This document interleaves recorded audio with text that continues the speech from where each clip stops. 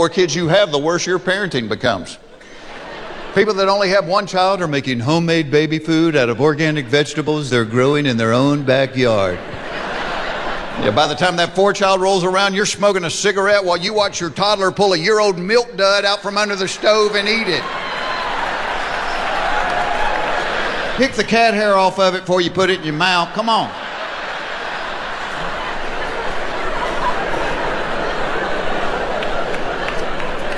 Fact of life, out of all the dinosaurs, the Tyrannosaurus Rex was the meanest because his arms were too short to reach his wiener.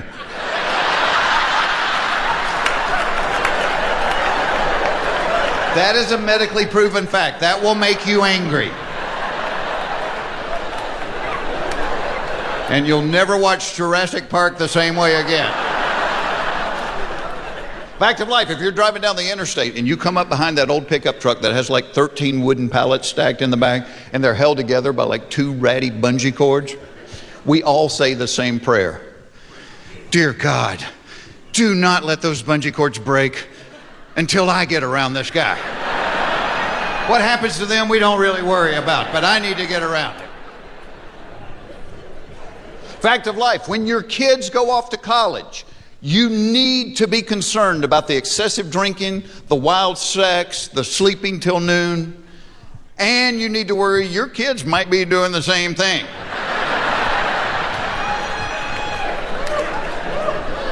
Fact of life, 100% of the black men that shave their heads look really cool. 50% of the white guys that shave their heads look like they just murdered their parents. And you're thinking of somebody right now, aren't you?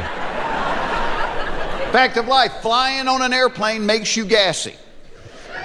Nobody ever talks about this. Nobody ever acknowledges this. We just take our little roll-around suitcase and walk to baggage claim, popping them off like a trail horse.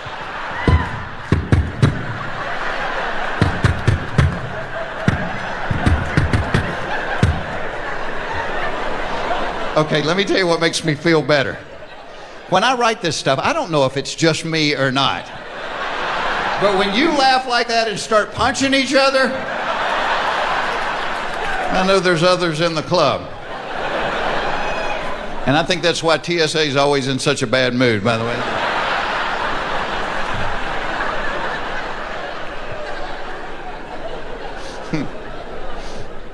Fact of life, if you wake yourself up with a snore, the first thing you do is look around to see who's laughing at you.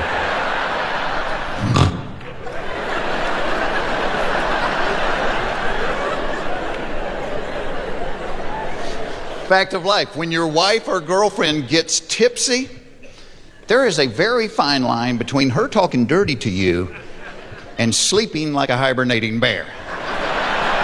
And by fine line, I mean about half a sip. Oh, you wait till we get home tonight, mister. I'm gonna tear you up.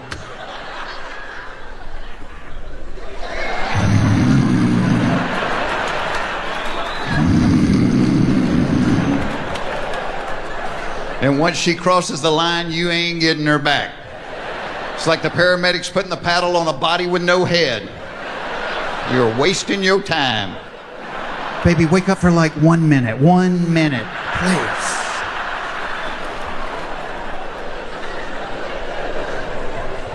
Fact of life, women always have more questions than men have answers to. Great example of this. 6-7 months ago, I get a text one day. The text says, please pray for Tom. He was in a bad wreck. I walk into the kitchen where my wife is. I said, hey, I just got a text that said, please pray for Tom. He was in a bad wreck. She said, was he driving? I said, I don't know. I just got a text that said, please pray for Tom. He was in a bad wreck. Were Carol and the kids in the car with him? I don't know. I just got a text that said, please pray for Tom. He was in a bad wreck. Were the people in the other car hurt? I don't know. I just got a text that said, please pray for Tom. He was in a bad wreck. What hospital did they take him to? I don't know. I just got a text that said, please pray for Tom. He was in a bad wreck. She said, well, you don't know anything. What do you know? I know you need to pray for Tom. I just got a text that said he was in a bad wreck.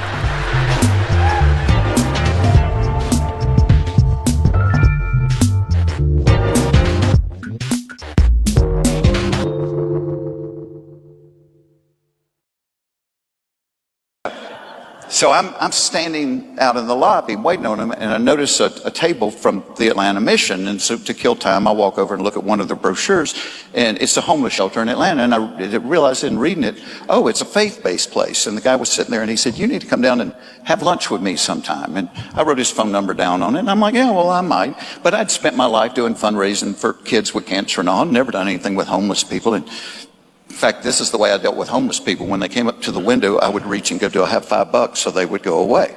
If I'm going to be honest with you, that's what I did.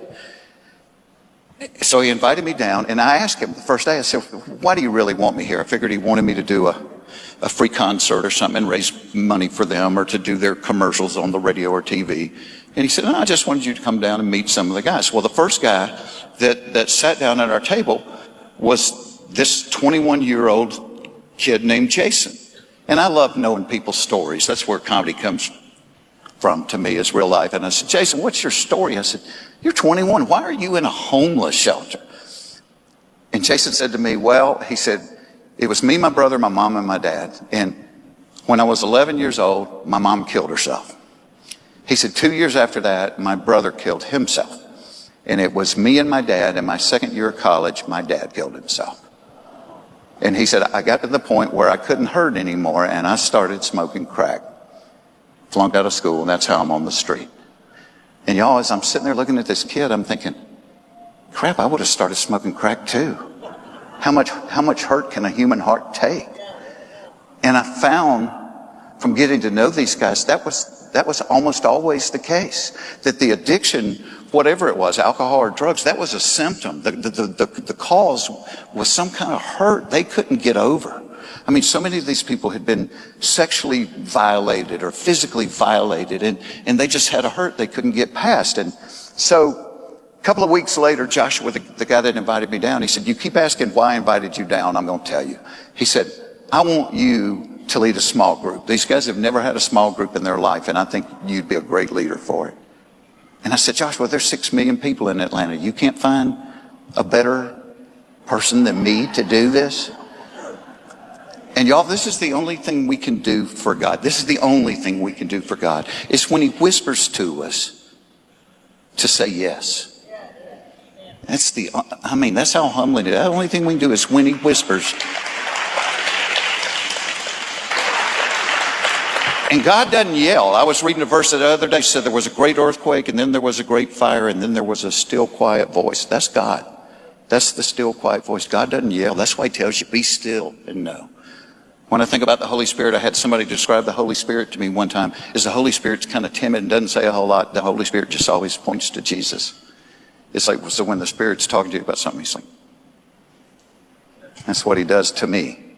And so I said yes. I had no training. I'd been in a small group for years, but these are homeless guys. And I will tell you this about homeless people. Once you start learning their stories and they become somebody's son and somebody's brother and somebody's dad, the way you look at them totally changes.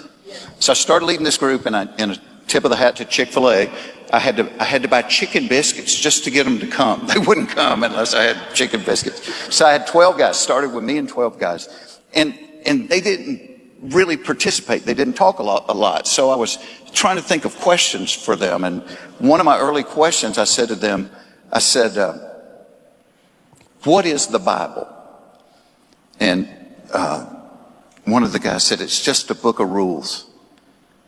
And I'm thinking, no, it's the greatest love story that's ever been written. So he said, it's a book of rules. And my buddy that was sitting there with me, he goes, really? He said, it's a book of rules. And he picked up his Bible, and there was a trash can there, and he dropped it in there. He said, if it's a book of rules, would that bother you? And one of the guys, the guy in the class that I was scared to death of, big, huge guy named Wayne, got up, walked over, and he pulled that thing out of the trash can, he wiped it off, and he said, don't ever do that again. I said, well, Wayne, if it's a book of rules, why does that bother you so much? And Wayne said, let me tell you a story. He said, when my mother died, he said, I inherited $70,000 from an insurance policy. He said, I never had money in my life. He said, and I lost my mind. He said, we started buying crack. I got 2 girlfriends, and we started partying all day long. He said, and when you're partying like that, you don't go to work. So I got fired about a week later.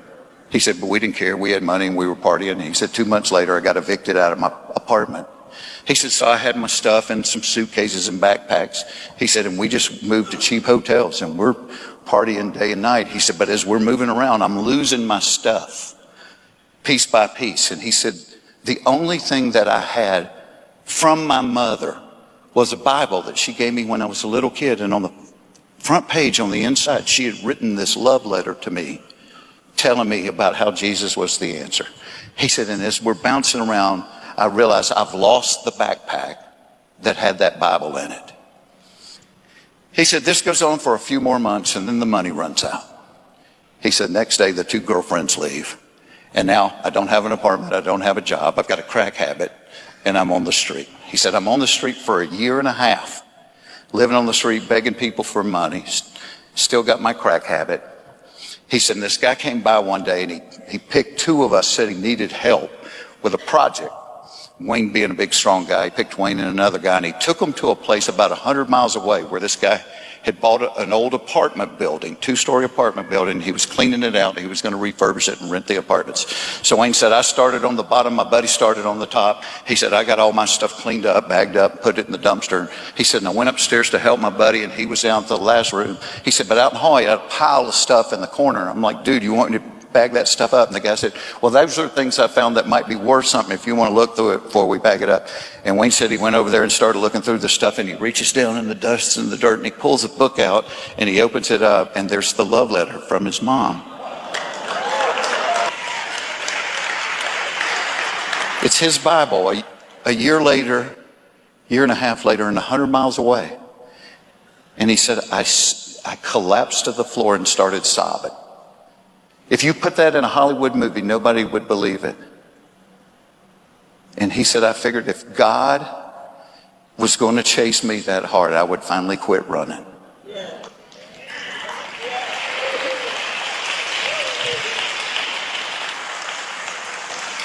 But y'all, that's the God we serve. That's how much he loves us. And I just want to encourage y'all to be bold for people.